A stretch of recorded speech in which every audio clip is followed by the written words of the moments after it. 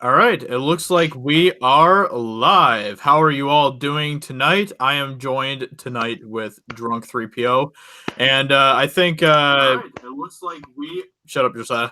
And I think I think Black Angus will be joining us eventually. I'm not sure exactly when he is going to be joining us, but Alex popped in and popped out. I see that, and I just got a notification that they dropped the trailer for Maleficent, Mistress of Evil. So there you go.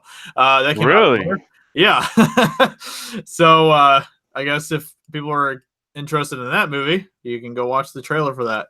But you should watch it after this stream so you can hang out with us. So, how are you doing tonight, Drunk 3PO? I'm swimming in the waters, man. That Game of Thrones just brought back some old memories that I had to put on my Last Jedi shirt that I found somewhere balled up in a ball. I just kind of chucked it somewhere, and I was like, "Oh my gosh! Look, even the shirt's making a reappearance."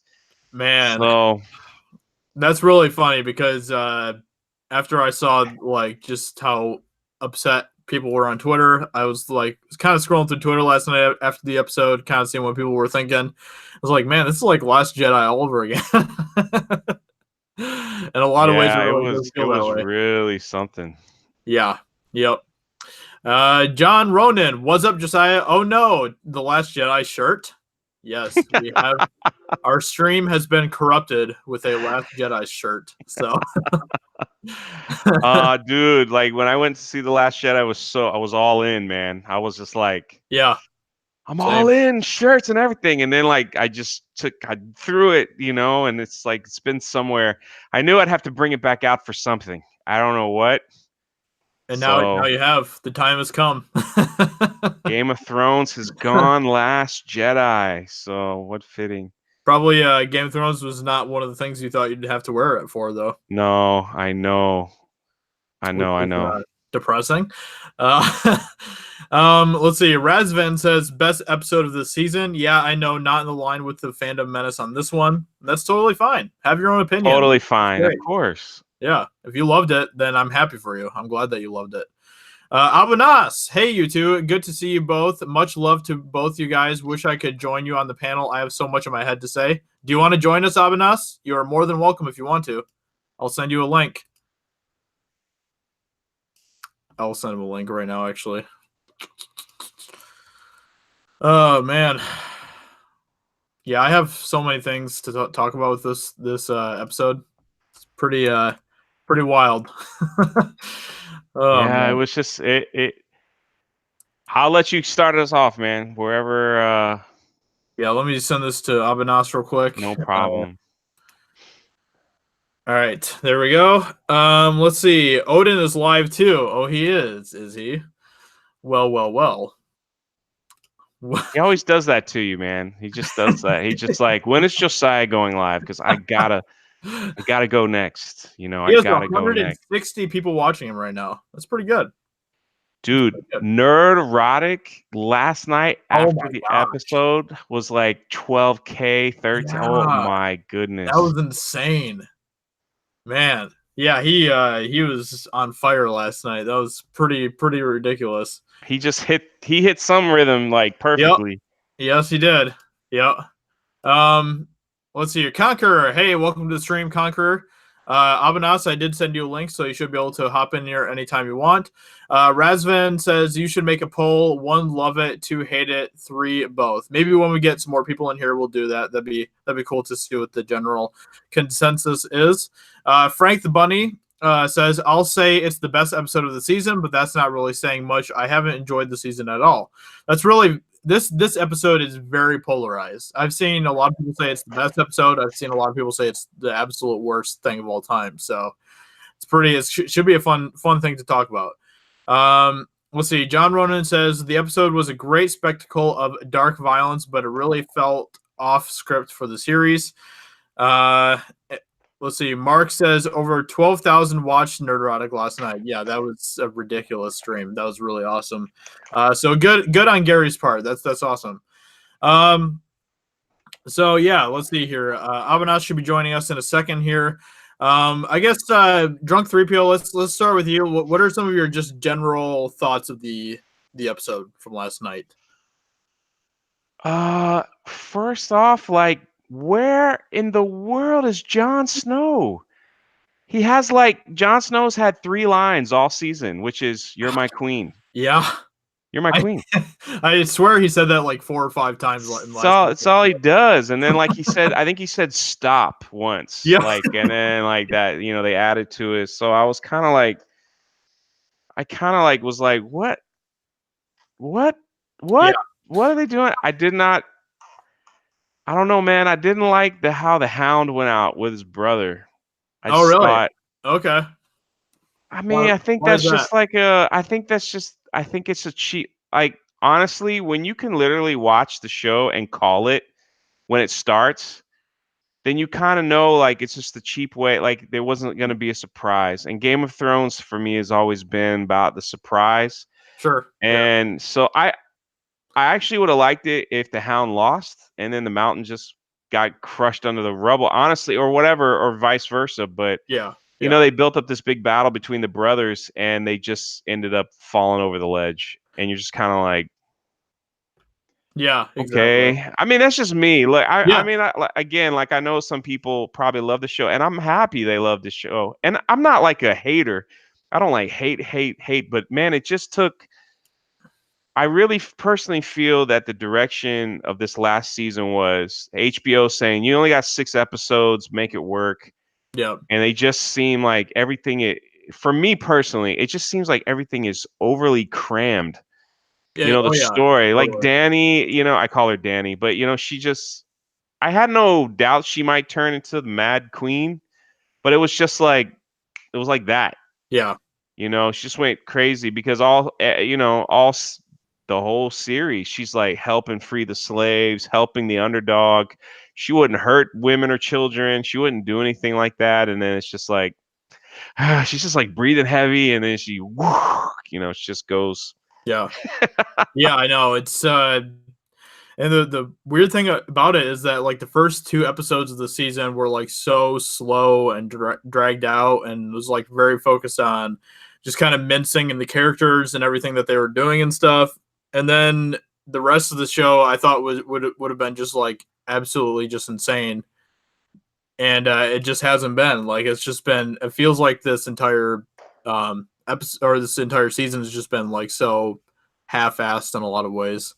Yeah, they just were. I mean, honestly, the Starbucks debacle.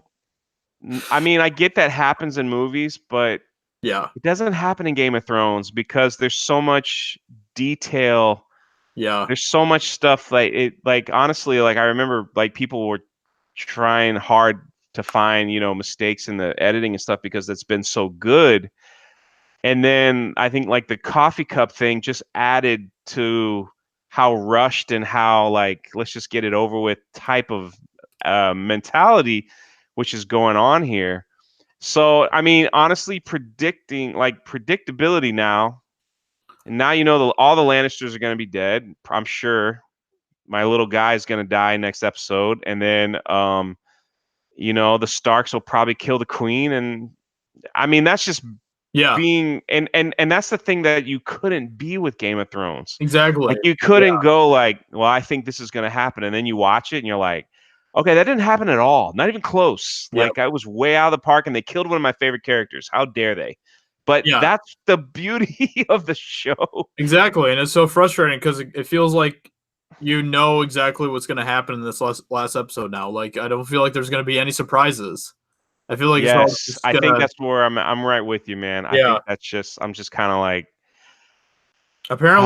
Apparently, that Star Wars girl is streaming on Game of Thrones season 8, episode 5 right now as well. So, so we have a few different people that are streaming on this same subject at the moment. But we have 17, 18 people in here right now, so that's good. With all the competition, I'm pretty happy with that. So, thank you for everyone who is choosing to hang out with Drunk 3PO and me. It might be me, man. I might be holding you back. I might be holding you back, brother. I don't know. I might be holding you back. We just hit 20 people, so that's good. That's good. So you guys all deserve a a round of applause for hanging out with us instead of those other people.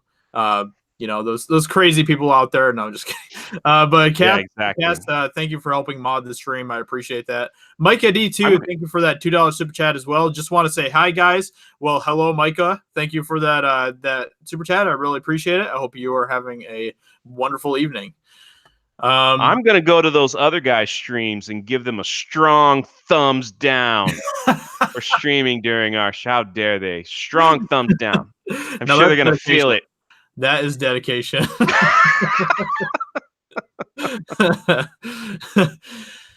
Oh man, yeah. I honestly, like, and this is actually kind of sad because it wasn't even like a great part of the episode, really. But the whole thing with the Hound versus the Mountain was honestly, I think, one of the best parts of the episode, and that's just because it felt like that was one of the only things about this episode that actually felt like it made sense story wise with everything that's happened up till this point. That's kind of led up to this point.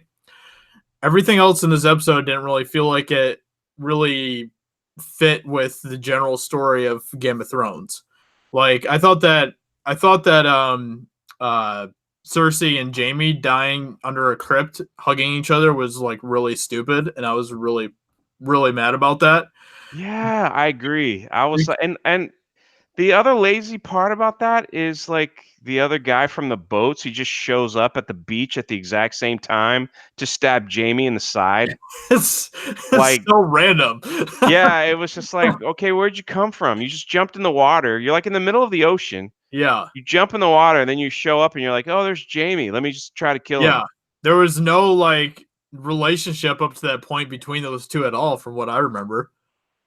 Like, No, he just says, hey man, I like made out with your sister, and you want to fight? And then I know you want to fight.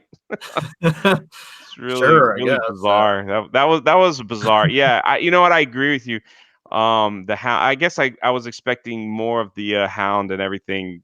That fight, but it was that whole thing with Jaime was just really it was really bizarre, man. And it was just bizarre. The whole thing with like Cersei snapping and just destroying the entire city. Honestly, that didn't bother me as much as Daenerys.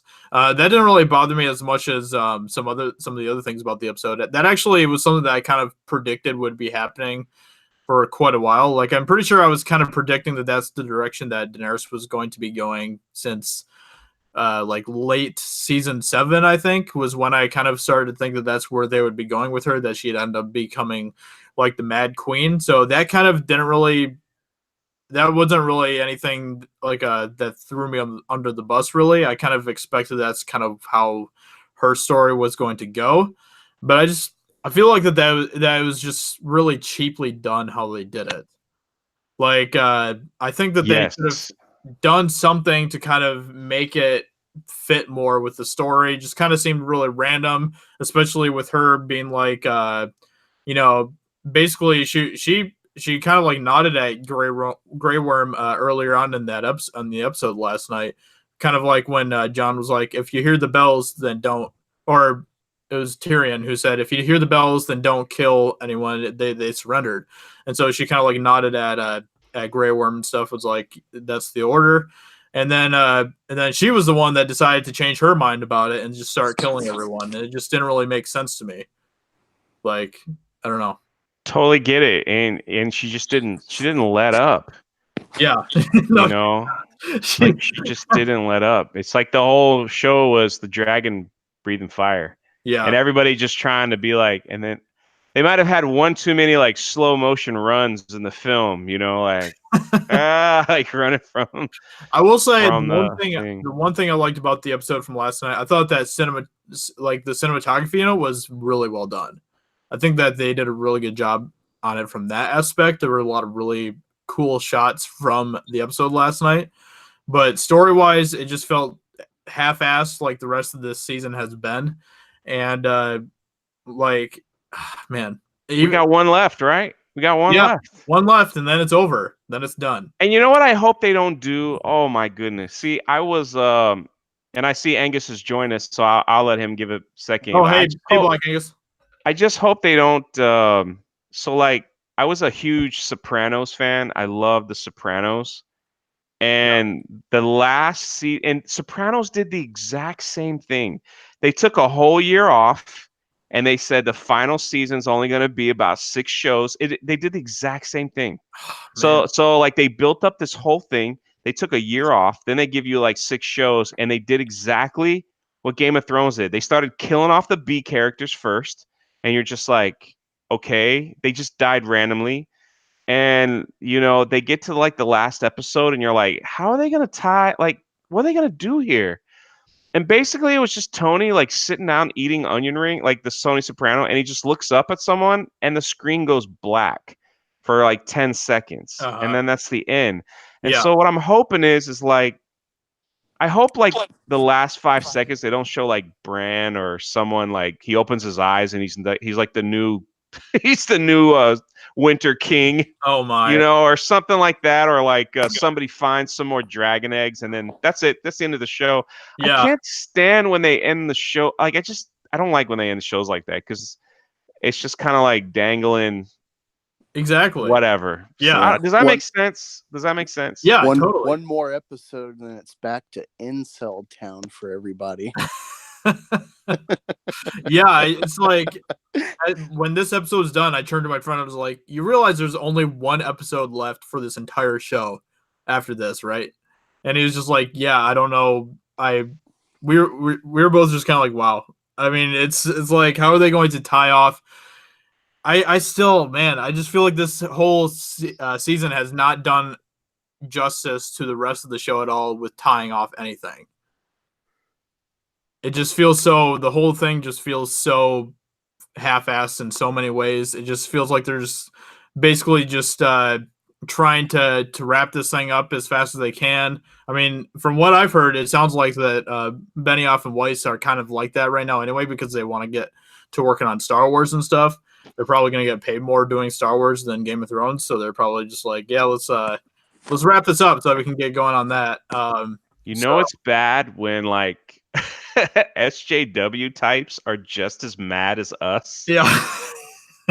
Like they're just as mad and they're like tweeting and like they're just like I just posted something recently of a lady, she's just like, it's white males ruined Game of Thrones. Oh jeez. And I'm just going, oh, but she's not the only one. Like people are so mad. Yeah. Like everyone is just like, they're like, what have you done to the show? And how can they feel like they've accomplished something knowing that this show it is the way it is? And if like I haven't read the rumors for the last show, but I know some that have, and they're like, dude, you're gonna laugh. You're gonna laugh how they end it because it's so stupid. And I'm going, oh gosh, come on, man. Like I can't wait till Broom Boy gets on the throne.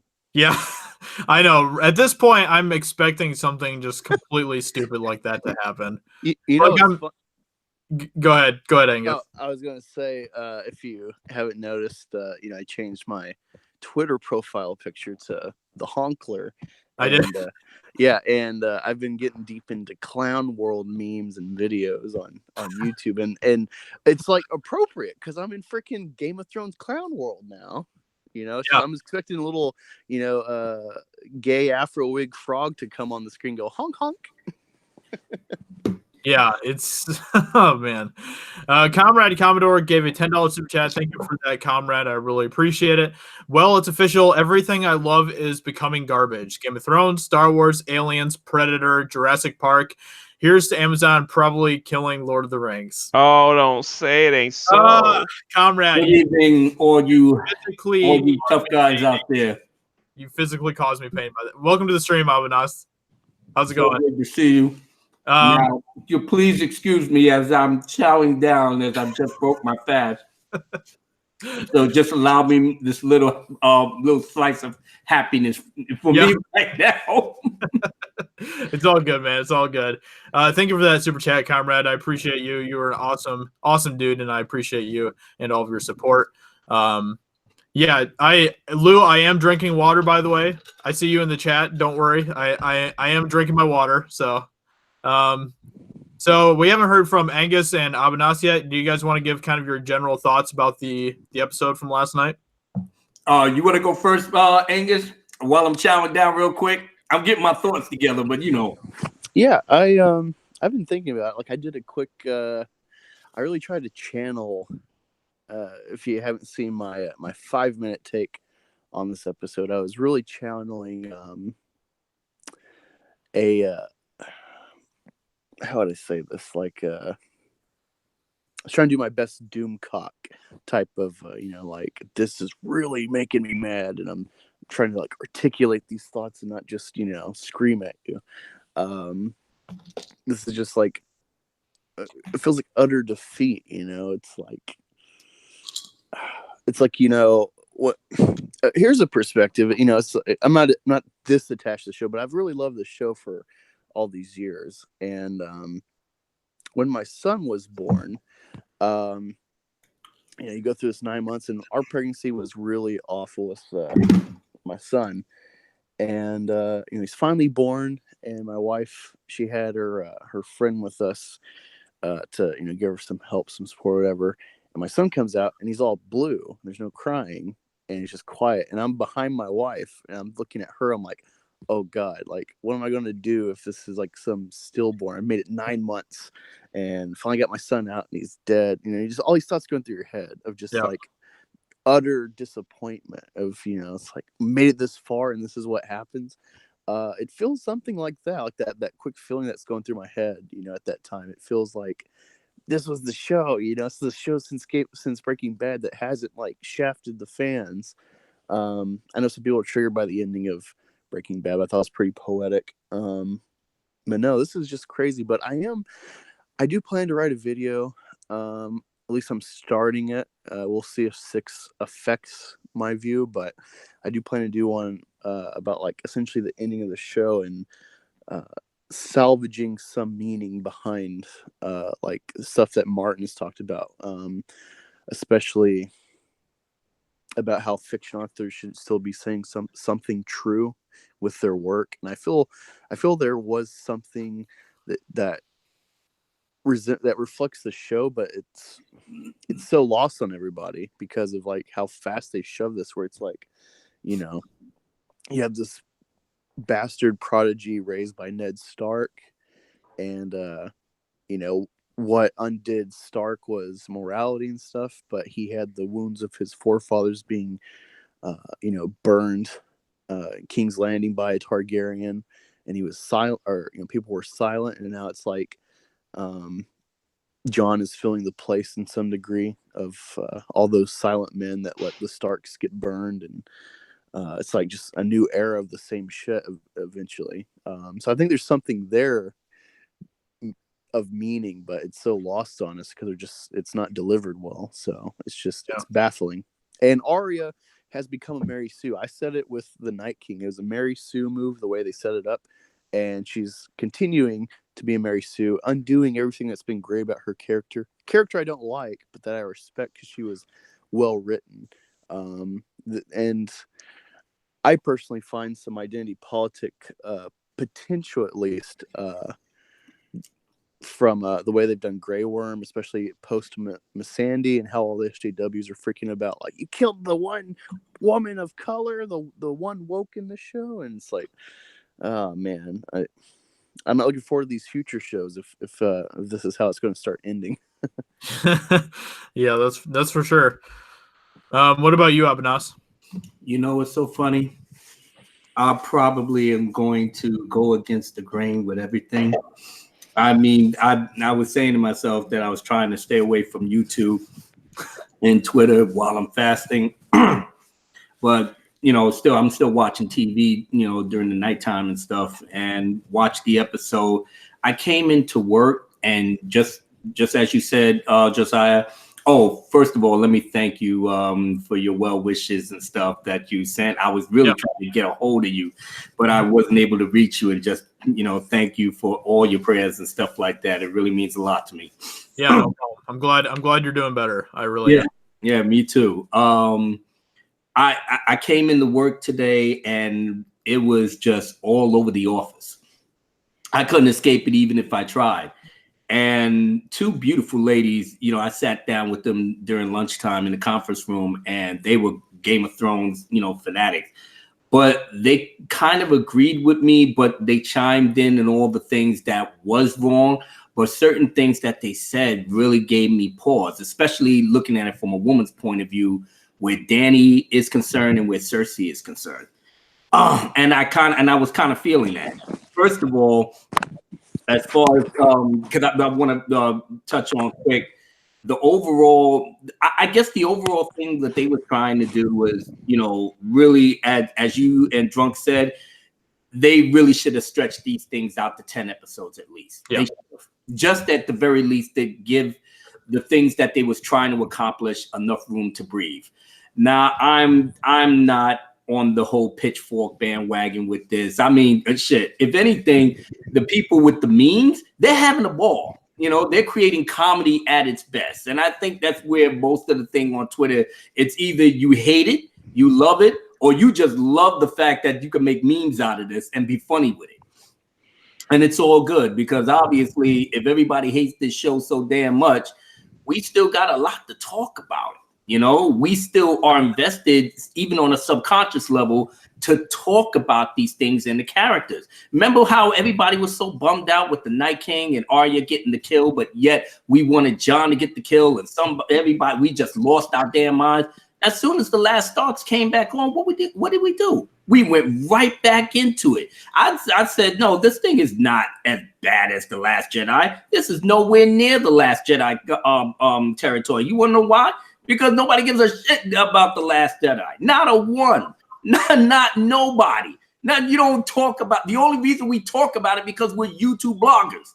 We have to make this known to the general public that's not in it or in the know like us. But other than that, you don't see nobody walking down the street saying, yeah, we did like that scene where Luke squeaked sucking on a soy having a boy. No, nobody don't talk about that.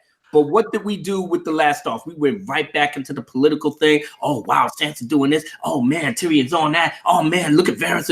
We went right back to it. So subconsciously, we already invested. We're just spitting out our feelings on how we view certain things that gave us the progression from seasons 1 through 7 and such and so forth, because we was all invested in the character. I didn't bitch and moan about Arya getting the kill from the Night King because I was invested in her character.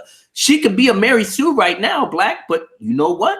She earned that right to be that because she was trained. That you can't say the same thing for what's her face. At the very least, I love her character. I ain't give a crap about no Daisy Ridley character, no Rose Tigo. No, I ain't give a crap about none of that. So the difference in the writing is this. If they did a good enough job to keep us talking about this, even up until now, I saw Dany's thing coming a mile away. The clues were there. You know, in my opinion, the clues were there, especially her disattachment. I mean, I can understand Viserys being an a-hole and everything else, pointing the sword at her and all that. But Dany's makeup didn't switch in terms of, because she was subservient to her brother to a certain point, you know, especially more that she was hanging with the Dothraki. But as soon as Drogo dropped that molten thing on there, you could see it in her eyes right off the bat. The disattachment, like, man, you got what you deserve. Because if it was me, I would have done it. Those types of eyes. And I was thinking it. I was like, okay, let's see where Dany was going to go with this. I wrote my little note. What did I write down here? Yeah. I mean, technically, she was an accessory to killing her brother because she had Drogo signed off on it. Then season 2, what did I put down? Season 2, yeah, she told the dudes at the gate, if I come back here, I'm burning cities to the ground. Jorah didn't say anything. It wasn't until Barristan Selmy came on the scene that he had to drop the little knowledge and wisdom and understanding. Like, hello, Khaleesi, your father, the Mad King, your enemies did not lie. And she looking at him like, huh? Your enemies did not lie. When your father revolted and then the man, he burned cities to the ground. The justice that he deserved. And she chilled. She was like, oh, okay. But what happened when when the kids were crucified and she was going to ask the boy? Turnabout's fair play. So she started crucifying the masters in front of people. What did the people came up there and tell her? Listen, man, you killed my father. He was a master, but he wasn't down with the wild stuff. Just like that, the politics. Danny's whole problem is that she lived in a different continent where the only thing that was on her mind was to get back home and take the Iron Throne, exactly how Viserys kept telling her in these little stories, and take back what's theirs and what's their birthright. Nothing else mattered to her in terms of getting the army. She had the dragons, and she made an example out of Astapor and Marine all the way up. But what did Tyrion say to her? Listen, honey, I know you're trying to break the wheel and all of that, but check this out. Westeros is a whole different beast. You cannot just come up there and expect people to just, oh, master, nobody was not feeling her like that. The real taste of it came from Sansa in the North. She got her real taste of what Westeros politics and kingdoms are like. And these are the people that know her family. And what did Dany do? She didn't have Barristan Selmy to drop the knowledge on her. She had Jorah, what was that? Banished to God knows where, and he was dealing with the great stuff. So he wasn't in the picture. What kind of advice she was getting? Missandei? She ain't know nothing about no Westeros. She was a slave. The Grey Worm, he's the commander of the military. So the only one that was dropping the advice on her ear was Dario Naharis. What did he say? All rulers are either butchers. He basically told her, listen, you're going to have to kill a lot of people when you get over to Westeros. So you might as well get your ass ready. That's it. That was what he was telling her in the ear while he was banging her. So what kind of advice did she get by the time she got to Westeros? Now she finally got Jorah. Jorah came back, what, season 7, episode 3 or something like that, or 2. So it wasn't so much that he could say. Sure, he was happy to be with her. And then they was dealing with the Night King then.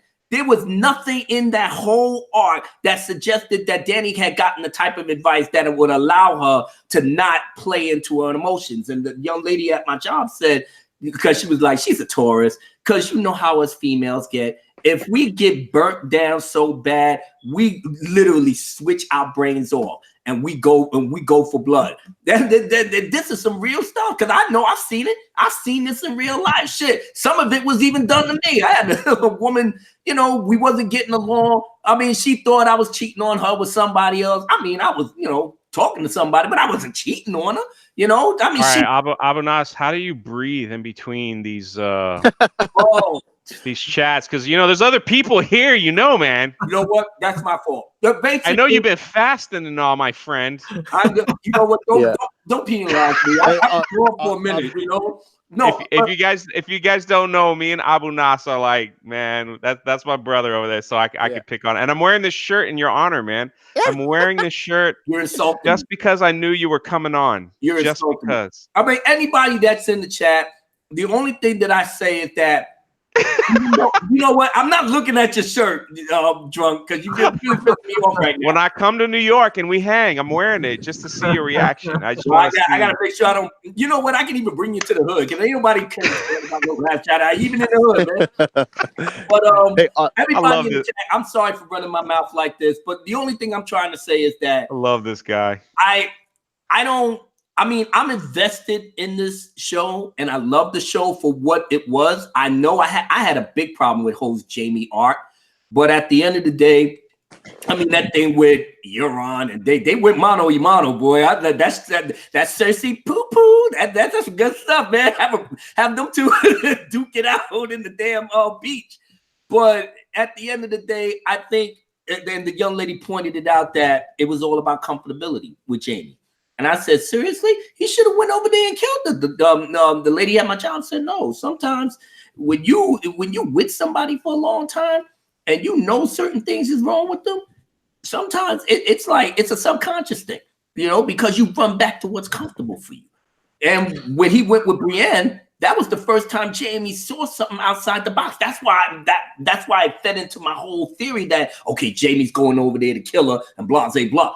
By the time he got to her, I'm like, why is he hugging her? But you should have seen Cersei's face. She was having she already had a nervous breakdown. But just the fact that she saw Jamie, the comfortable, familiar person that was in her life from birth. she all of it just came out. And then I watched that scene again and I said, all right, I get it. I still think that he should have came out there and did what he did, but I get it. Because I guess from the human emotional standpoint, that's all they had was each other from the jump. That's all that they had. And he told Brienne, I'm not a good person. I think he realized that I can't let Cersei go, but why was I fighting it? Because Brienne gave me a taste of a life that should have been mine and a woman that I should have been with. But he figured it was too late for him. And just the fact that Cersei went off on the killing spree that she did, he wanted to go back there to either salvage her sanity or whatever came to pass. But by that time, Dany just did her thing. And looking at Dany, the young lady told me something that really stuck to me. She said, you know why she burnt that city to the ground? Because of Jon. She looked at Jon, and Jon represents everything that the entire continent of Westeros love and wants to see him on that throne. That's why Dany burnt that shit down. The Red Keep, her family, the Targaryens, built the city. Why would a Targaryen burn that to the ground? In order to keep another Targaryen, and the history of the Targaryens, especially the dance of the dragons, that was what it was all about. Not having another Targaryen on the throne. She went along right with it. But unfortunately, Cersei still won. Because now that Cersei's dead, even though she thought that everything fell apart for her, but the ironic part was she won. She baited Daenerys into killing all the innocent people off of Missandei? No. It was Daenerys' thoughts was all over the place. But when she thought about Jon, the only thing she really bitched and moaned about was his claim to the throne. And Preston, he didn't want it. How many times is somebody gonna tell you he don't want nothing until it got in your head? But it did. Why? Because she was isolated.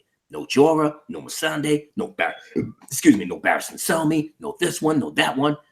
And nobody wasn't feeling her. And Sansa played the game beautifully because what did Daenerys tell Tyrion? Yeah, well, you told her the information and you didn't let her down. She peeped that the attraction that Tyrion had for Sansa. Shit, Sansa even knew it. That's how she played on him with that. I said, that's brilliant. That's brilliant. You know how much somebody likes you and you tell them something, you want to get with that person. And Tyrion always had a thing for Sansa, even on the low, and she knew it. Just like she knew Littlefinger had a thing for her. So she played on it, and it worked. Poor Varys. He was right all along about the whole damn thing. I looked at it for what it was. I'm not over-analyzing. I know the faults of the writers and stuff like that, but guys, listen, we was on this roller coaster since day one. We might as well ride this shit out and see and make an accurate assessment. Because I can already surmise that we go into the final season. Half of us gonna like it, half of us gonna hate it, half of us is indifferent, half of us is ready for memes, and then it's it. Then we're gonna have nothing to talk about. Sure, at least I'll give Game of Thrones this. We still talking about it. We still invested. And we arguing with each other back and forth about the pros, the cons, the this, and that. Hey, the Clegane Bowl, I personally liked it. Well, I know Josiah said about the cinematography. I totally agree with you, brother. The cinematography is top notch. If anything, I could continue watching it based off that. But what about the Last Jedi cinematography? That was beautiful. Please don't come to me with that nonsense. Sucking on titties is not great cinematography. The Rose Tico crashing and none of that. I'm sorry. Emo Kylo, I'm sorry. I don't subscribe to that. So I know how Doom Cop burnt this thing down, neurotics and stuff. Even Jeremy just lost his mind behind it. But it's all good though, because obviously it is a subject of conversation and topic. And for those that do like the season, don't hang your head down or anything. There's a reason why y'all liked it. And that it should be respected and celebrated. Don't worry about everybody. Worry about your own enjoyment in that. Well, yeah, Abu. I was gonna say, Abu, that one of the things I'm interpreting, this is weird because like anything you salvage from this can turn into Last Jedi type of accusations of like, oh, you just got Stockholm syndrome with this franchise or something. It's like, no, I'm pretty salty against this season, but just trying to find positives or things where it's like, well, this is what they're going for, perhaps. And I really think that, you know, with her whole, like, I'm going to break the wheel, and then seeing that, like, oh, no matter what I do for people, no matter what I stop, like, I helped stop the Night King. It doesn't matter. There's a culture here. So her whole thing is like, well, I'm just going to, like, I think maybe she figured out, like, I'm going to annihilate all these people, so then I'll have future generations that are on my side and on the side of my family. These people were the people, they're the benefactors of Rob's rebellion. And so I think she saw her opportunity of, like, oh, everyone's laying their arms down, I'm just going to burn them all. And, you know, it's written to kind of be a prophecy or a completion of the Mad King, where it's like, burn them all. But I think that's a naive viewpoint. I don't think it's that necessary. They could just write it that way of, oh yeah, she's just a mad Targaryen again. You know, it's like history repeats itself or something like that. Yeah, and you know what? I'm glad I don't think it's going to be that easy. I think there is going to be some weird twist. I think it definitely will be lackluster for almost everybody, but I'm still holding faith that, like, this whole setup, this rush, they're going to yank the rug out from everybody, perhaps, hopefully, and it's like some very profound, like, I'm hoping for some sort of, like, very, like, nihilist or just Machiavellian view of the world with this show for its ending that people don't get or they're so off-put by, but it's like the negative form of, like, Thanos's ending, where everyone was, like, pissed off, but they love the movie, as this one will piss people off because they don't get it or something. That's what I'm expecting. And I'll be like the one guy, like, oh, dude, that was awesome. And people are like, fuck you.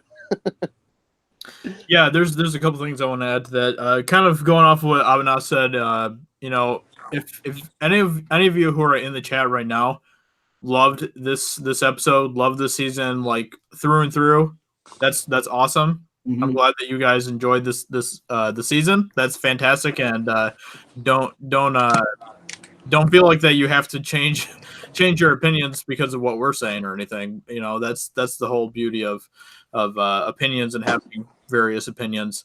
The other thing that I kind of want to add to that too is there were a lot of people who were, after this episode, we're talking about how, like, this is the worst episode of all time. This is the worst ending of a TV show of all time.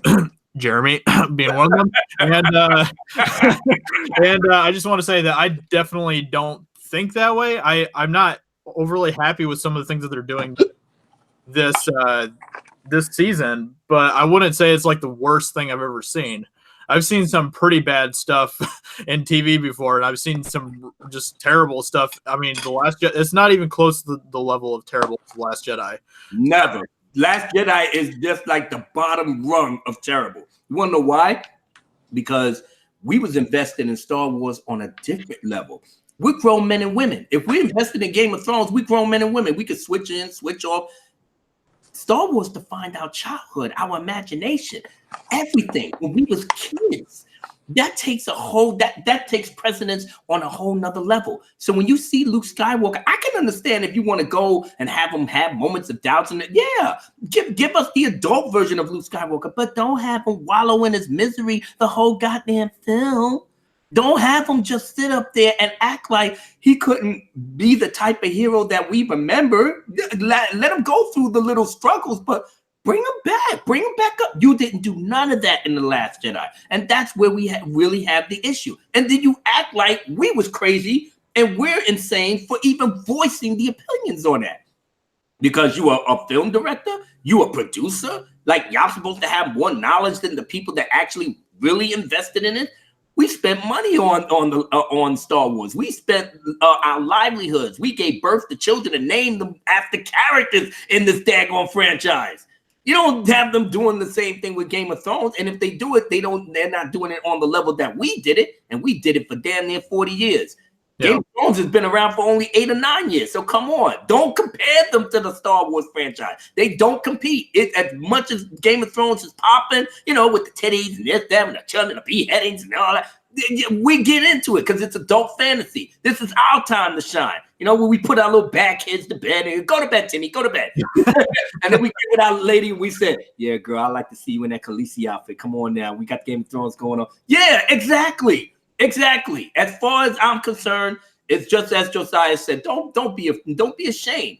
You know, if you like it for what it is. And for the things that you find fault in it, call it out. Because I'm calling it out. I didn't like the way Jamie's thing ended. But the other side of me says, especially when the lady said the comfortability factor, I watched it again. I got it. I got what she was saying. I still want Jamie to kill her, but I get what she was saying. And I'm moving on. The whole thing with Jon. Jon has a purpose. And I said his purpose has not been fulfilled. He should have been the one to kill the Night King. I'm invested in Arya, and I was happy she got the kill. But I prefer Jon because they built Jon up, especially for the Night King, for all of these seasons. Arya just came out of nowhere, even though she's been trained to do X, Y, and Z. But give something to Jon because we're invested in him. You only got one more episode to go, so you gotta wow me on a level. But if you don't, I'm gonna be disappointed. I'm gonna be hurt.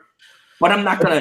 I'm not gonna shit on the show. That's what we've been saying. John's only had 5 lines this season, and they've been "You're my queen" and "Stop." Well, that's about it. That's all he really has to say. I think that's probably the thing that's disappointed me the most about this season is how they've handled Jon.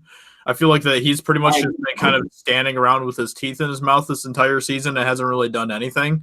And even I don't know, it just. I feel like he gave an awesome speech. Really, he gave an awesome speech at the beginning of Last of the Start. Yeah. He talked like he was a bona fide king. Yeah, and people felt that even in the banquet, they knew he had something special, and that added to Dany's paranoia. She came to Westeros thinking everybody was going to fall over her because she had 2 dragons and a big ass army. Bitch, nobody don't know you. Yeah. Jon is our man. But despite all that, I mean, especially this last episode, I feel like he just kind of walked around and didn't really do anything. He pretty much just said, "You're my queen. You're my queen. And I will obey you," and things like that. And that's pretty much all he did this entire episode. That is it. That's where I want to know. Where's Jon? One episode. Jon's a northerner through and through. If he likes you and he rocks with you, he'll bend the knee. You know, that's his character. And you know what? That's something that endeared us to Jon because he's a straight shooter. Why did Dany tell him in the thing? Don't tell nobody. Listen, I'm not gonna lie to my family about this. He can't lie. He is the spinning image of Ned Stark, even though he's not his father. He is not going to do that. Shoot, Ned had to keep the secret of Jon for 20-something years. But the truth is, he's probably going to be the one that kills good old Dany. The thing is, I mean, I have to be completely honest here. I don't even care if Jon is the one that ends up on the throne or the High King or whatever. I don't even care if they do a switch where Dany kills him and then she's the one that ends up on the throne. I just want to see Jon in this final episode have the balls to actually do something to stand up against Dany. Yeah, you're right. Even if he fails, I want to see him at least try to stand up and be a king for even a moment. Mm-hmm. That's all I want. I'm right with you, Josiah. I will be terribly disappointed. I'm not going to say I hate the show and the show's the work. I will be very disappointed if Jon do not step up in this next one. I know Tyrion will. Oh, he's done for, man. He's going to die. He's going to die. I know he's going to die, but he's not going to die without purpose. But see, that's the problem I'm having with this season, Abu Nas. You even said it. You said, I know he's going to die. I know he's going to die. It's just too predictable. That's all it was, which is what I loved about Game of Thrones, which was this unpredictability. Starting off with season 1, when I just fell in love with good old Ned, and then you see his head roll, and you're just like, really? What am I watching here? Should I go further into this rabbit hole? I said this in the Exaggeration Nation's channel. I saw the only reason I watched Game of Thrones was because my man Sean Bean. I don't know. Exactly. I don't know English and this one. I had nothing. Trust me, I wasn't even invested in none of these people, but so much I just want to see my man Boromir do his thing. Are you really my twin? I'm telling you, I think we're twins. We really are. You know, maybe I can't grow the beard. Abu Nas can't grow the hair here, but I can't grow it here. So we're just kind of like, compensating. You're the top. I'm the bottom. Well, Abu Nas is a little bit better looking than you are too, Drunk. No, I'm not. He's the handsomest man on YouTube. Ladies love him. Shoot, I'm old as dirt right now. I don't have the power I used to have. You know. So I'm lucky. I'm lucky. I only got 3 kids out of this. Now when you're like shoving chicken in your mouth and spitting it all over the camera, brother. I'm man. So sorry, everybody. I'm so sorry. That's why I had to cover my mouth a little bit. I'm so sorry, everyone. This is a fasting person. I have not had no water, no food. Dude, I just kidding, man. I love this guy. If y'all know us, man, me and Abu Nas are the best of friends. So yes, it's just like I love that guy.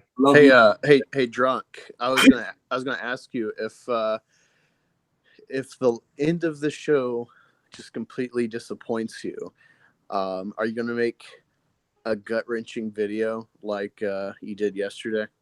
No, my channel is Marvel and Star Wars, and I will stick to my guns and I'll just come on someone's live stream and talk about it.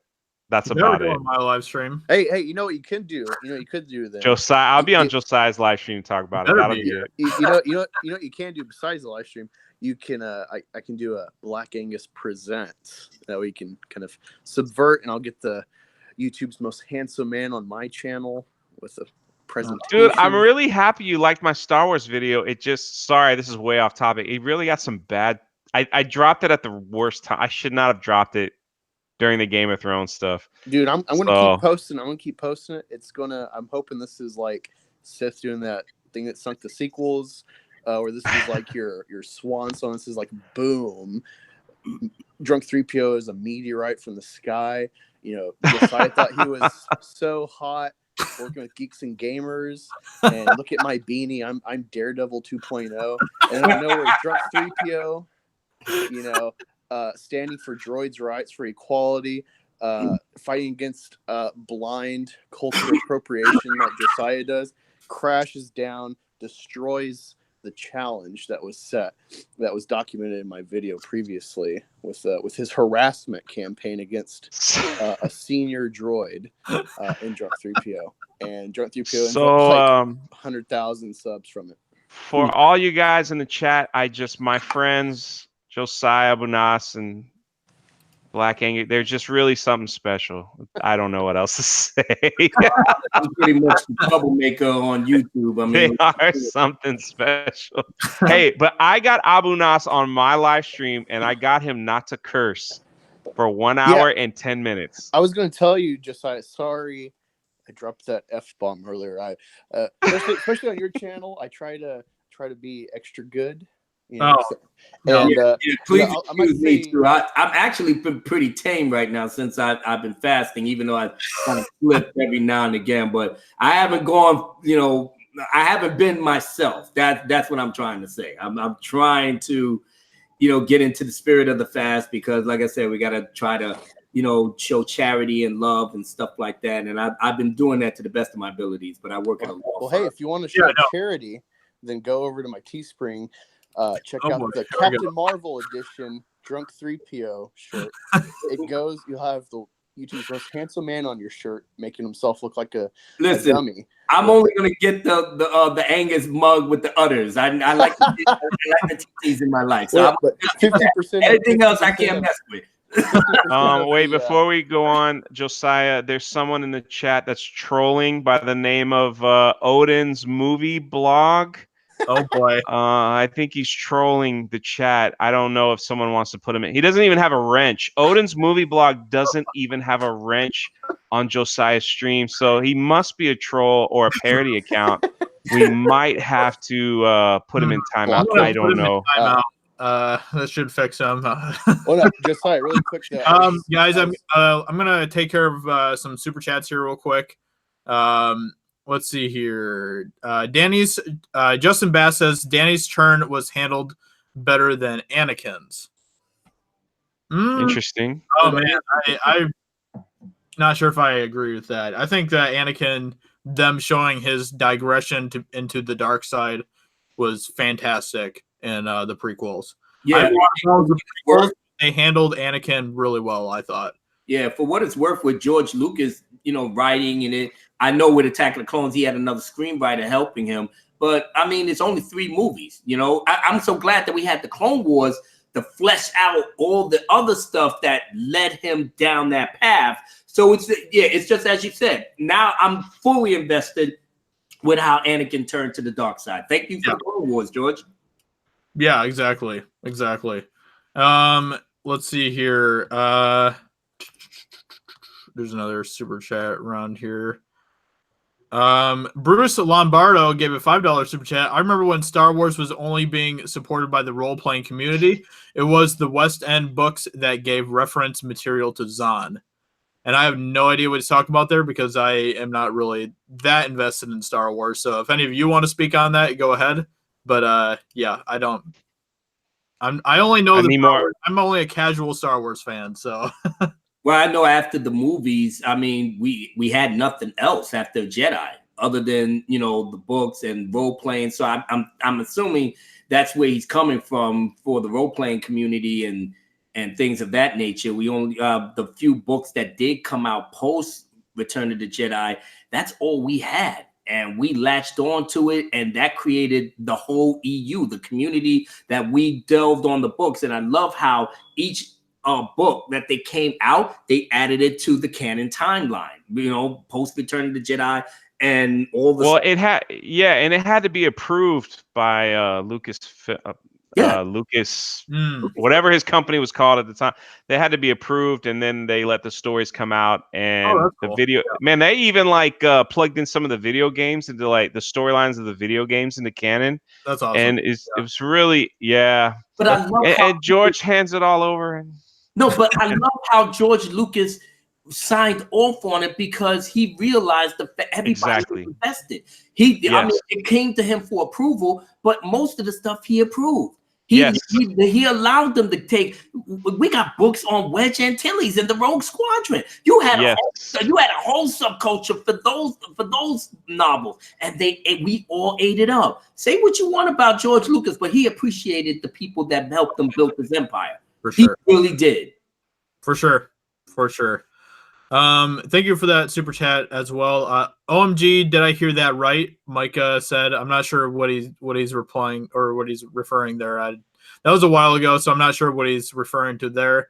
If you want to put it in the chat, then I'll see what you were talking about when you sent that super chat, Micah. And then let's see here. We have one more super chat from Bruce Lombardo. Josiah, I wasn't expecting you to go live. Well, here I am. I show up out of nowhere sometimes, and I'm a delightful surprise. So there you go. Thank you for those super chats, everyone. I really, really appreciate it. I appreciate all of your support.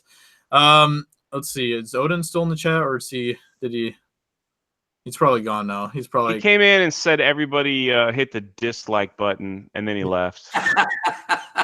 He's probably crying in a corner somewhere now or something. Oh no, he's there. He's calling. Oh, he's saying curse words. I think that's what. Oh no, it's not. I'm just. He's saying swine. So is that I don't know. Let's see. What is it? Any Asgardians who drop a like on this heathen stream will be slaughtered by dragon fire. No one's character is safe from the flames of my wrath. And I just came on here on a humble. I came home from work and breaking my fast, and I saw both of y'all on there, because I clicked on YouTube and your channel popped up, because I got you on the notification. So live, and I saw you and Drunk, and I said, damn, y'all talking about Game of Thrones. I really want to say something, even though I said I should stay out of it. But I'm like, I've had to deal with this all day at work. I want to just get this out of my head just so I can feel good that I said something about it. So, Odin, please don't burn me into the eternal fire. I'm still a big fan of your channel. The question I have: who are the 7 traders who dislike this video that are in my stream right now? I want to see some hands in the chat for who's who's playing dirty right now. Hey, Josiah. I'm driving to work, so I'll make this quick. I heard a super chat earlier saying that I don't know if they were joking because it's funny. They were saying that Daenerys's turn was sorry, someone was coming into my lane. They were saying that Daenerys's turn was better than Anakin's. Yes. That's laughable. Both Danny and Anakin had the like breadcrumbs throughout. Plus, we had the benefit of knowing, because it's a prequel for Anakin. We already know that name. Of course, Skywalker as well. But even within the one movie and the progression of Anakin turning in Episode 3, like, I don't know, you have the fact that like he's made by Palpatine, so he has some like advantage from that. He's a Dark Lord of the Sith, so he's got like ultimate power. He's a master manipulator, and he's a politician, so that adds to the manipulation. And he's preying on Anakin doing something devious in the sense of his order, as opposed to Dany. Yes, we've had hints. We've had her lineage, the Targaryens, the incest has made them either really bright or really mad, etc. And the dragons and her rage, losing Rhaegal, and you can say Missandei was so important that's what sets her off as well, which I think is retarded if that's the case. But nonetheless, the switch on a dime like that wasn't done well. The terror that you're trying to present, that was pretty done well, and it was shocking, but it was just kind of out of left field that she would do it when they surrender, given what she's done to people who would stonewall her for their traditions. So I totally disagree with that super chat. Yeah, I think we probably all kind of disagree with that, but that's still. I'm glad that you like Daenerys's turn, and that's awesome. So, Cersei still won, though. What's that? Ironically, Cersei still won. As I said, she baited Daenerys to do what she did, even though she felt like she still lost because Daenerys burnt the city down. She was true to form. Yeah, I guess Cersei, in saying that, well, she would have to kill thousands of people to get to me, but that's okay. I'm willing to live with that. And she was, up until the point where the Scorpions were gone. The Golden Company was useless, but they're gone. The Iron Fleet was gone. Everything that she felt she had an advantage of got taken out. Mm-hmm. And now Cersei started to panic. The wall came crumbling down. But in that moment where she felt like I didn't want to die, and like I said, Lena Headey, if they don't give her the Emmy behind this, it's a travesty, because that girl put in work throughout the entire series. Mm-hmm. And season 8 is no different. What she had to work with and how her emotions, and that's why I kind of bought into the fact that when she saw Jaime, it was almost like she couldn't help herself not to just fall on the floor, being grateful that she saw, in the midst of all this chaos, the familiar comfortability of Jaime Lannister coming to her to comfort her. There was no Qyburn, nobody. But in the fact of the walls crashing down on them, literally, she still won because she got what she wanted. She got Daenerys to wipe out half of King's Landing. So no matter what happens, you will not be running and ruling the 7 kingdoms. You're going to be ruling out of fear and hatred. And that's what she wanted. And she's going to get it. So now it's all on Daenerys. Everything that Daenerys actually thought she was going to outsmart Cersei and use her strength to push it through, now that thing had backfired on her.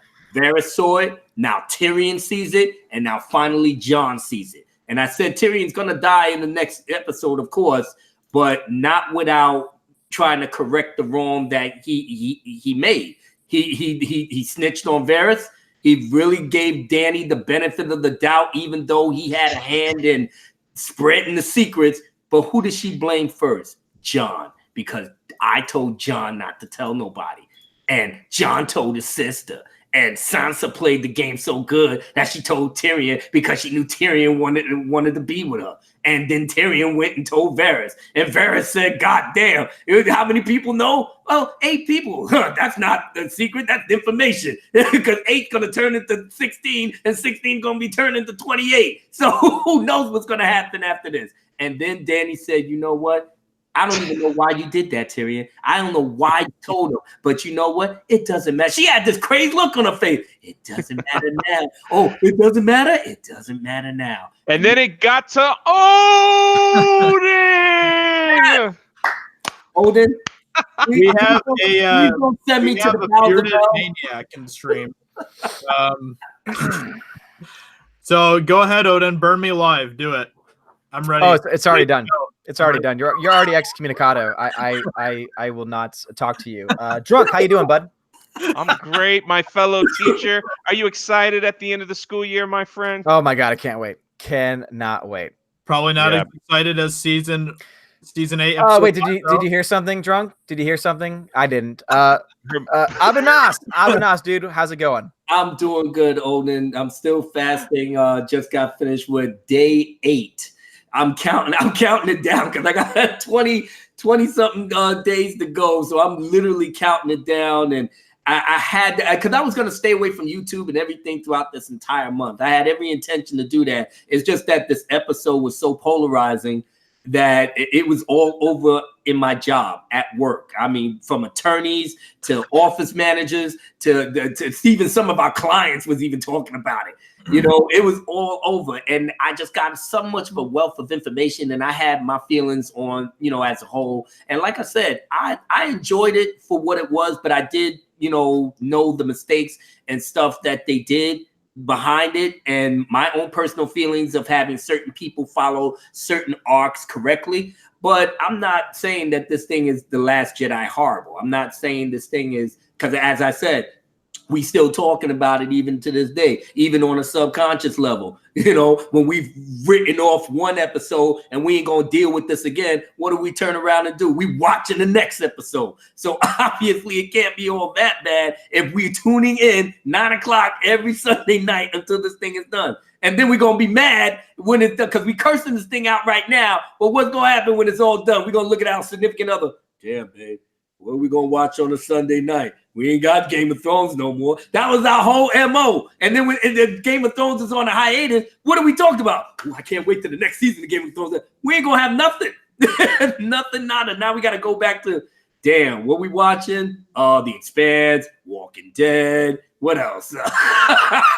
Little odds and ends on Hulu and Netflix. And we just sitting up there like, damn, I wish God, we gonna miss these characters. We are going to miss them. Even though we hate them right now, we hate the direction that it's going, we are going to miss them because we have invested in it. And that's the testament of, despite the writers dropping the ball on certain things, at least they did the job that they meant to do. They made us invest. They won all these Emmys. They must have did something right for this to be a cultural phenomenon that it was.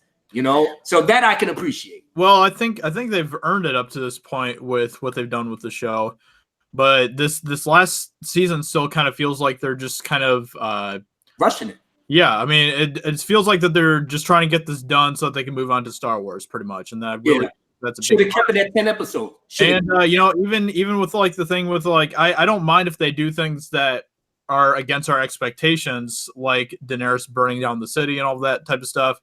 But it still feels so shallow. I feel like they're not really diving into these characters as much as they could. Like even with Cersei, you know, Abanas talking about how like she got what she wanted out of Daenerys by her. She's still kind of technically one sort of over Daenerys because she burned down the city, and that's what she didn't. What she was basically telling Daenerys that if she did that, then she'd basically be the Mad Queen or whatever. And I wish that they would have at least touched something on that in this episode instead of, I mean, they pretty much just ignored that entire thing in this episode. I wish that they would have touched on that at least a little bit somehow, with Daenerys talking to Jaime or something like that or something. She literally had nobody else. Jorah's dead. Jorah was the last of her real advisors that was there at the beginning. At least Barristan Selmy knew the history because he was with the Mad King up close and personal all those years. So he really could have dropped the knowledge on her to, at the very least, brace her a lot better when she came over to Westeros. She had nobody. She pretty much, Jorah wasn't even there. So she had what? Varys, and this is another reason why I think they dropped the ball. They could have had Varys explain certain things, but then again, Viserys already put the bug in the ear about Varys going with King Robert. And what did she said in the second episode of episode 7? Yeah, you was working against my father. You conspired to get. So Dany was already on her paranoid trip even then. So what did Varys say? And shout out to Varys. Varys was true to form from beginning to end. He told Dany, listen, let me tell you something. I know you're the mother of dragons and all this other good shit, but let me be clear, all right? You ain't gonna get it twisted, effed up, and confused. I'm for the people. I'm not for you. I'm not for Robert. I'm not for the Mad King. I'm not for none of them. Robert, he was a good step up from your dad. He basically got, I don't give a crap about your dad. I knew he was a very cruel and horrible man. I don't want you to go that route, but I'll tell you one thing. I will come up to you, look you in the eye. What did he do the last episode?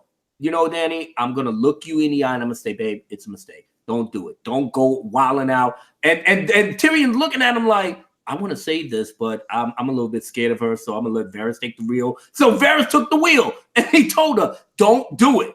All right, I'm going to give Cersei one more chance. They go there, ran right into Cersei trap. Cersei was going to off this girl anyway. I just want to see what your reaction was going to be. Chop the head off. What now, bitch?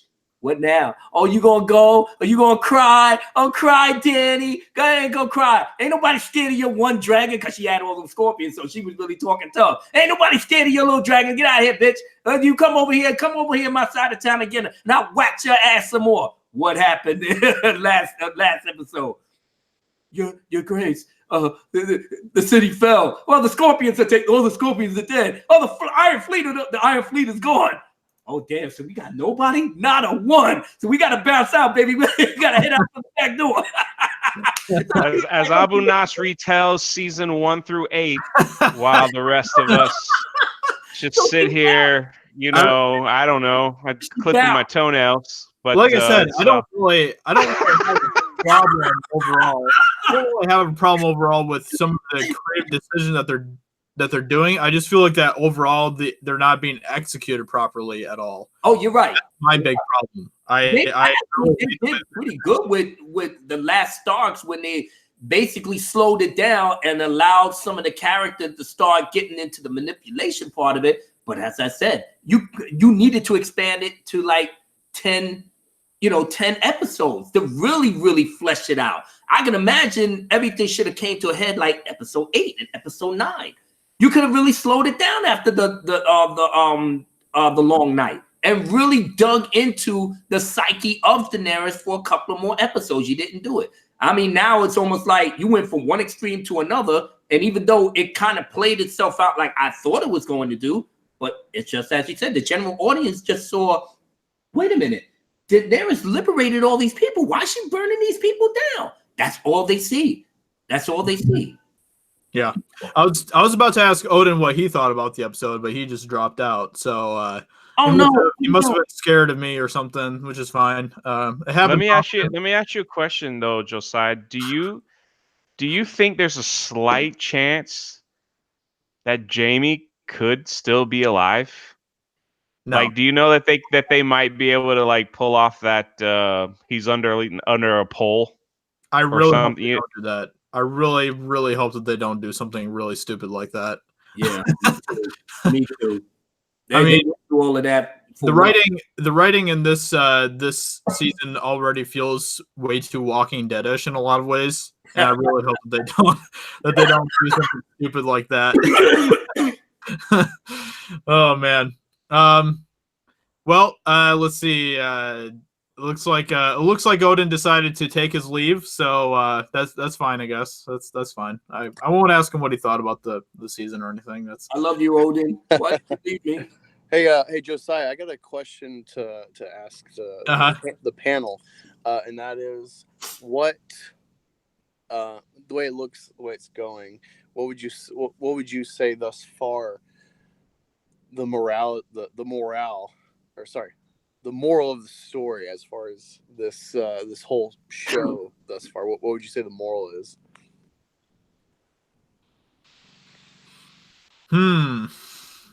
That's a really good question. I don't know. I really think that man, there's so many different things you can take away from it. It's really hard to pin down what just like one overall moral of it is, I guess, because there's lots of moving parts and working parts and different things like that. There's like the whole, loyalty betrayal thing, which is a big part of the show. I don't know, like power corrupts could be something that you could take a look at in the show as well. I don't know, some of those kinds of things. I don't know. For me, it's really hard to pin down just like one overlying moral. Why? What do you have something that you want to add to that, Black Angus? Or Yeah, sure. For me, I could totally, and I would actually like it for them to. I think it yank the rug out from everyone because everyone's expecting. Oh, John's going to have to kill Daenerys, and it's like I think Daenerys is going to Dracarys his ass, or try, or just stab him through the heart, or have Grey Worm run him through, or something like that. I think John will die, given his moral upstandingness overall. Because we saw from the beginning with his dad, that it's a lot like No Country for Old Men. My mom, she likes that movie. She's like, oh, it wasn't complete. It needs to, the bad guy needs to get it. And it's like, well, that's why the movie's great, because not all bad guys get got. Right. And I really feel that a moral of this tale is that nothing comes without sacrifice, and that includes the innocent. Their lives are lost at the expense for something better that they don't even realize they're a part of. The total sum to achieve. Danny had this very idealistic view of, I'm going to break the wheel. I'm going to break the chains, blah, blah, blah. I'm going to change the game. And I think she realized, like, well, I can't change the game without exacting cruelty to some degree, ruling through fear. I really think that it's a tale that's, I don't know, there's always these things that, I find at least engaging, where it's like, oh, look at this dirty deal this guy did. He became president. He used this to his advantage, being president after he was out of office, yada, yada. False flags to start conflicts to make money from your business before you became a politician and stuff. I really feel Martin's very in tune with the Machiavellian ideas of like divine rights to power. And, we've heard it from Cersei, power is power. So I really feel this is like, a show putting it into terms through fantasy, through fiction that's digestible, that you really can't evade atrocities and cruelties to someone if you're wanting to lead a people to success.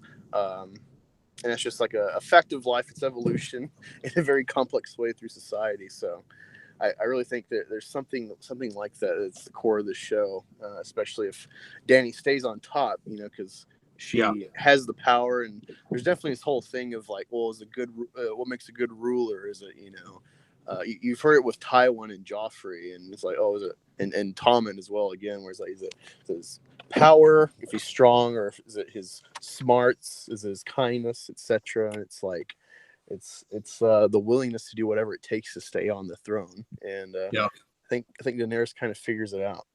Yeah, that's true. In a roundabout way. What's that? Abinah? I said in a roundabout way. I mean, I took away the moral of the story is twofold, and you actually made mention, power, absolute power corrupts absolutely on every level. Daenerys is now living proof of that, but we saw it coming. We saw it coming throughout her entire time over at the Narrow Sea. What she didn't figure was that when you came to Westeros, where there is actual history, you didn't have the type of advice to help steer you into winning the hearts of people as opposed to expecting them to just fall all over you because your name was Targaryen. And the second thing is, you know, if you don't know your past, you don't know your future. Your past defines what you should learn from the mistakes of others. You should know the history of your family to the degree that the Targaryens had 300 years of rule, and after they was done taking down everybody who tried to rise up against them, they ain't had nobody to challenge them other than themselves. And the Dance of the Dragons pretty much solidified why it's dangerous when a Targaryen goes against another Targaryen, especially if they're related. And they were, all of them. It's not Jon's fault that he was raised in the North where the whole incest thing was, you know, was not frowned upon. He grew up as a Northman. So you couldn't expect him to really fall over Dany, even though he is attracted to her. He does love her, you know, but he just couldn't bring himself because he wasn't geared in that order. Dany already knew she's a Targaryen through and through. That's not nothing. You know, like I said, the whole laws of Westeros was changed to make certain from Jaehaerys I. He made sure that the faith and the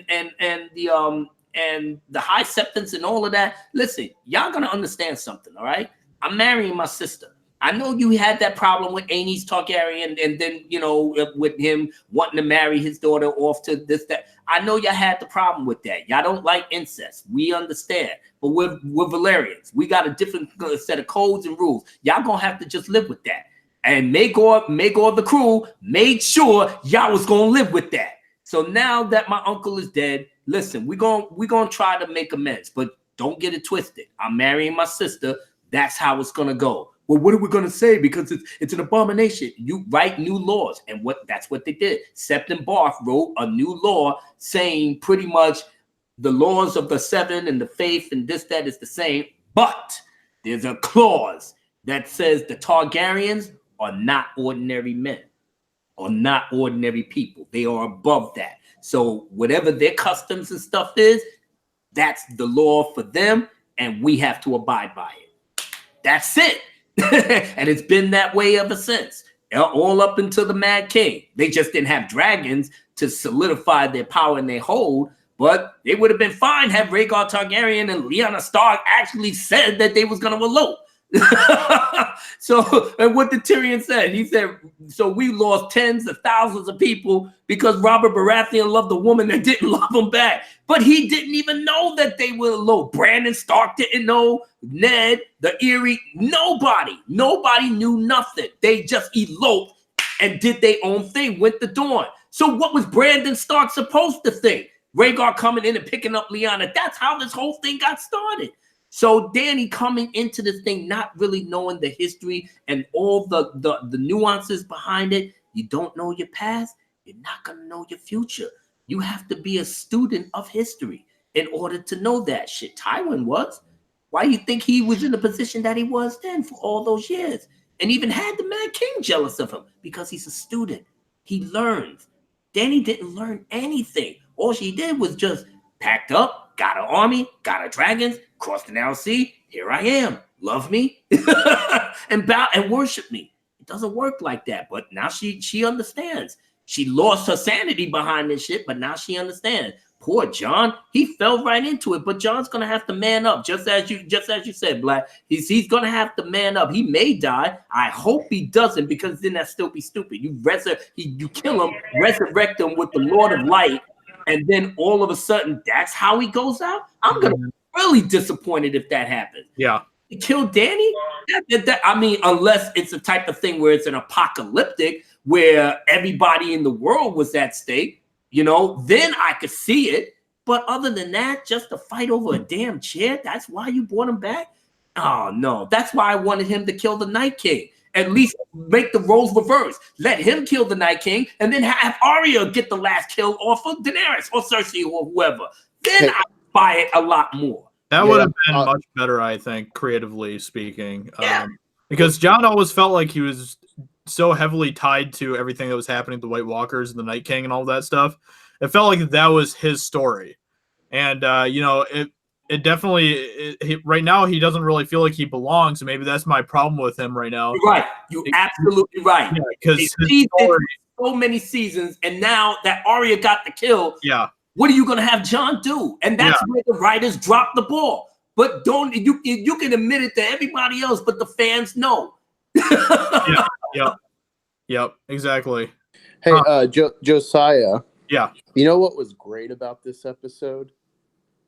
What's that? Well, one thing was that Daenerys, she came to Westeros and she realized, she came from Essos and made an army full of different ethnicities. It was very diverse, okay? And then she came to Westeros and she realized, but unless you have a queen regent, it's all led by white men, okay? Toxic white men. So she got some detox water and she started thinking clearly. And then she took care of the problem: toxic white males. Detox. I should have known that shameless plug was coming. Great work. Only 30 calories a bottle, full of hydration, and it helps shed toxic masculinity. Oh man. Well, drunk 3PO is the king of toxic masculinity. It's what happens when you're this good looking. That's all right. I have to say. That's right, sir. I got to keep you away from my daughters, man. I might have to kill you. So privileged. You're so privileged to be so good looking. Let's see here. Let me take care of a couple super chats here. We have a super chat from some random person named Odin's Movie Blog, who says, "Excommunicado, go see John Wick 3 this Thursday." So I'm definitely going to be seeing John Wick 3. I'll need a lot of detox water if I see that. Speaking of toxic masculinity, there's John Wick 3 coming out this weekend for everyone. So, and then Darkstar57 give a $5 super chat for the glory of Asgard. Well, thank you for that. This is not Asgard, but I'll take the $5 super chat anyway. So thank you for that. And then DM gave a super chat. My only issue with the episode was Jaime's death. Thank you for those super chats, everyone. I really appreciate it. So yeah, we've kind of touched on Jaime's death and stuff. I wasn't overly happy with how they ended his death. It just felt like he pretty much just went to the city just to find Cersei, and then they died together, which Abanas kind of gave a good reason for that. He was kind of returning to what he knew, the comfort thing and all that stuff. And that makes more sense now that Abanas explained it that way. That it does make a little bit more sense that way. One of the things that I didn't really like about this episode too was how it kind of felt like, and I don't know, it was kind of hard for her to really do anything when she's up against a woman with a dragon. But it felt like that Cersei really didn't do a whole lot. She just kind of stood in the window and just kind of watched everything happen throughout this entire episode until she died at the end there. And I don't know. I guess I was expecting her to do something more. She's pretty clever too. I thought that she would have had something up her sleeve or something too. But you know what? She probably would have had she not seen the whole plan unraveled around her. I mean, it was a state of shock that she baited Daenerys. She told her, "What, bitch? What you gonna do? Ha ha ha! I got the Scorpions. I got the Iron Fleet. I got the Lannister army." All of these people folded in like 10, 12 minutes. Yeah. And poor Kyber kept going up there. Well, Your Grace, our people, I mean, because she was really thinking Kyber was going to come up there, give us some good news. And nah, babe, we kind of got stalled. we got to head out the back door, baby. We got the car ready. It's all gassed up. We got to get going. And at the last minute, tears coming down her eyes, she said, "No, the Red Keep have never fell. It won't fall the gate." Listen, baby, this is not the Night's Watch, all right? We ain't making speeches like that. We got to get going. They get ready to be at our gates. I am not going to get executed by no goddamn dragon. We got to go, baby. So they started got the mountain. Then it coming down the steps. It's all dramatic. Here comes Sandor Clegane, baby. He's like, oh, what's up? And poor Cersei. Sir Gregor. How about the mountain? How about the mountain just grabbing her advisor and just slamming his head into the wall, just saying like, "Don't tell me what to do." He said, "Sir Gregor, protect your queen." Yeah. Bitch, get up out of here. Oh man. I don't answer to you, fool. And the way he fell down on the rock. Yeah.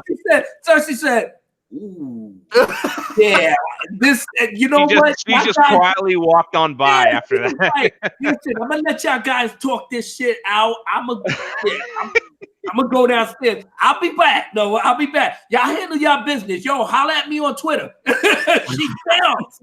She ran off. But she had nobody else. Now Qyburn's going, she's all alone. So I can understand how she just broke down, the walls were caving in, all because she wanted to have a moment. And you know how women, well, I shouldn't even say that because we may have women in the chat.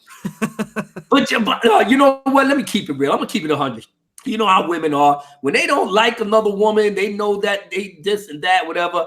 They're going to make certain that they know it in a roundabout way without trying to hurt their feelings. You see the reality shows. You know, we wanted to have that little, the little cat fight between Daenerys and her because they teased it. They really teased it. But the prophecy came true. She became a queen for a time. And then what happened? She got cast down by a younger, beautiful, more queen than her.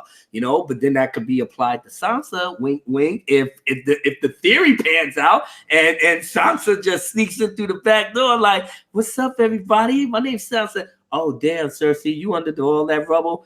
Damn, mama, I wish I could have seen you die, but since you're gone, somebody got to run up the steps to the Iron Throne."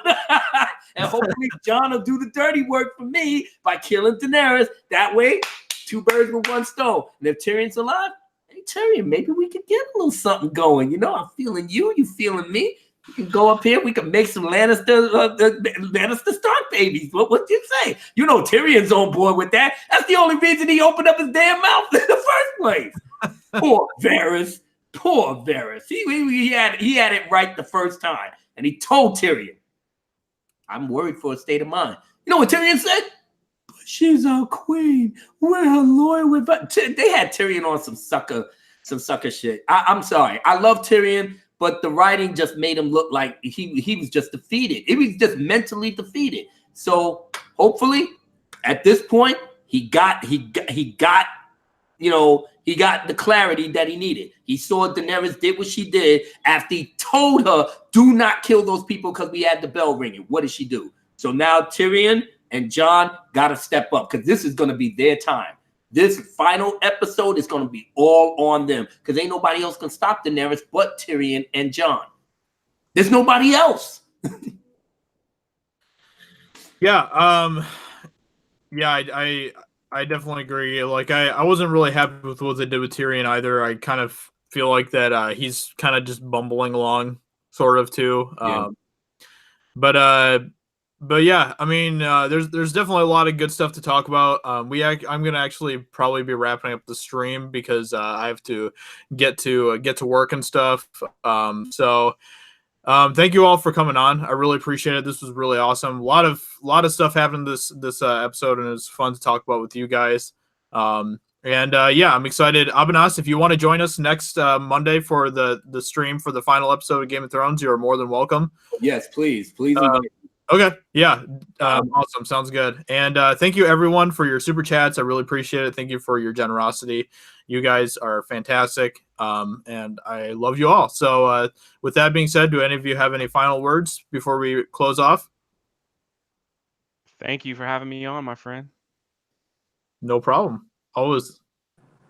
As you know, like I said, this is my actual very first time on your channel. So thank you for inviting me, especially on the fly that you did.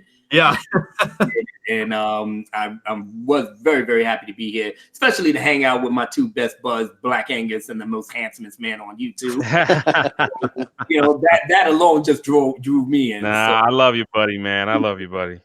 So, but yeah, this has been a great stream, and thank you for giving me my voice to say what I need to say. Because, like I said, other than coming on here tomorrow and just spitting the facts and the wisdom, other than that, I'm gonna keep quiet until my fast is over, and then I'm gonna come back full gun.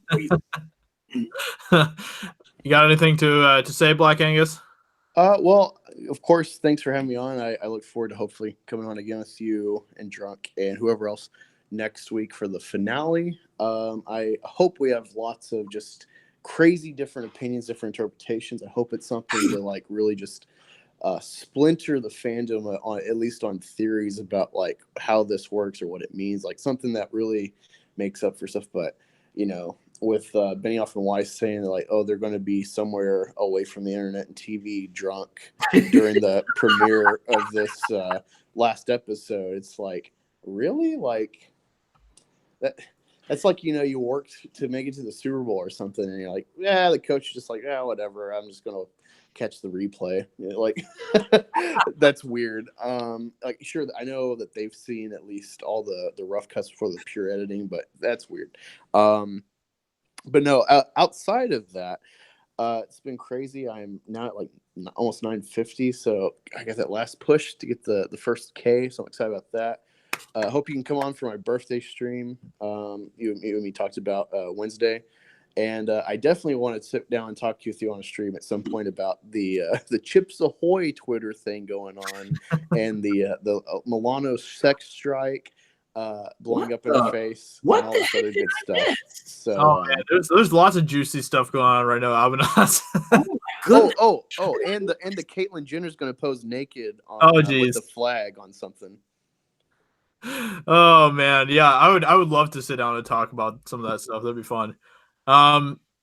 Yeah, and I also just want to give a final shout out to Cass and Tina as well. Thank you for helping mod the chat. You guys are awesome, and I really appreciate you two for all of your help. Couldn't do it without without you two, so I really appreciate you. And yeah, thank you everyone once again for coming out. It was a lot of fun, and we will talk about Game of Thrones for the final time next Monday. So with that being said, I hope you guys have a great night, and I'll talk to you later.